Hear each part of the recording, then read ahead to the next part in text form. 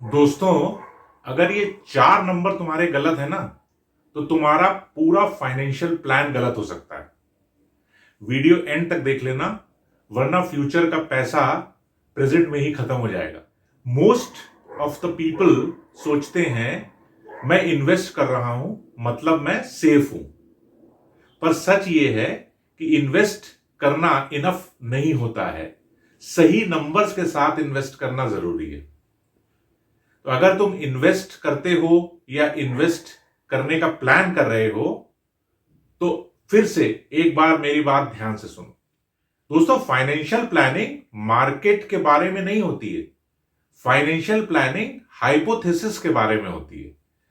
अगर आपका हाइपोथेसिस गलत है तो रिजल्ट्स भी गलत हो जाएंगे। दोस्तों, सबसे डेंजरस नंबर जानते हो क्या है? वो है इन्फ्लेशन। इन्फ्लेशन मतलब तुम्हारा आज का 100 रुपीज कल का 60 रुपीज हो जाएगा। और तुम सोचते हो कि मेरा मंथली खर्चा आज 50,000 है, पर सच तो यह है कि 20 साल बाद ये कितना होगा जानते हो? If you continue with the current and the same lifestyle, it will become 1.5 to 2 lakhs per month. दोस्तों, इस चार्ट को देख करके समझ में आ गया होगा, बस 2% का इन्फ्लेशन का डिफरेंस है। लेकिन ये 2% का इन्फ्लेशन का डिफरेंस तुम्हारे और हमारे रिटायरमेंट को हिला देगा। अगर तुमने आज तक कभी इन्फ्लेशन कैलकुलेट नहीं किया है ना, तो यहां देख लो। अब एक क्विक रियलिटी चेक और सुन लो। सब गोल्स का इन्फ्लेशन सेम नहीं होता। स्कूल फीस का inflation is more than the normal inflation. Health care का inflation is one of the highest inflation. Inflation के बाद अब दूसरा नंबर है रेट ऑफ रिटर्न्स का। सपने कुछ और, जबकि रियलिटी कुछ और। फाइनेंशियल प्लानर्स बोलते हैं इक्विटी से 12% के करीब मिलेगा CAGR, पर सच तो यह है जैसे जैसे गोल पास आते जाते हैं ना, तो तुम इक्विटी कम कर देते हो और डेट बढ़ा देते हो। इसका मतलब यह हुआ कि पूरी इन्वेस्टिंग जर्नी का रिटर्न 12% नहीं होता है, इनफैक्ट कम हो जाता है।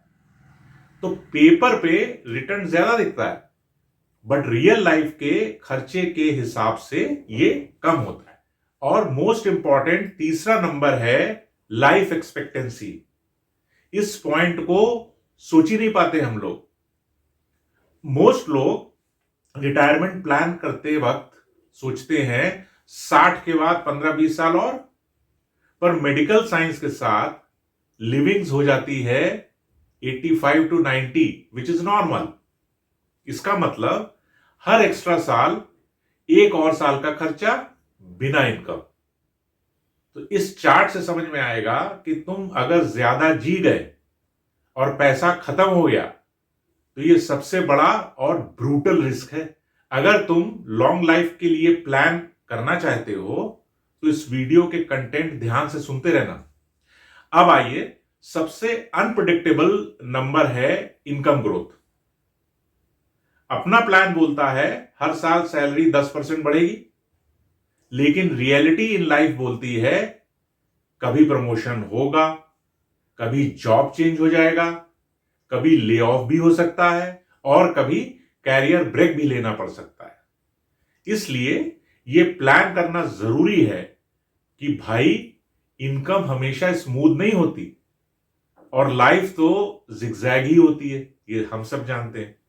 इसलिए दोस्तों, इनकम ग्रोथ को हमेशा कंजर्वेटिव रखो, वरना savings and investment plan fail हो जाएगा।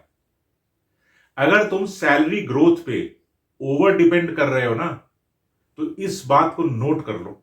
Now a big truth for you, market down trend तुम्हारे प्लान नहीं तोड़ता। तुम्हारे गलत एजम्पशंस खुद ही तुम्हारे प्लान तोड़ देते हैं। फाइनेंशियल प्लानिंग एक एक्सेल फाइल नहीं है, ये एक लिविंग प्रोसेस है। इसलिए अपने इन्वेस्टमेंट को हर साल अपडेट करो। हर लाइफ चेंज इवेंट पे अपने इन्वेस्टमेंट स्टेप अप करो।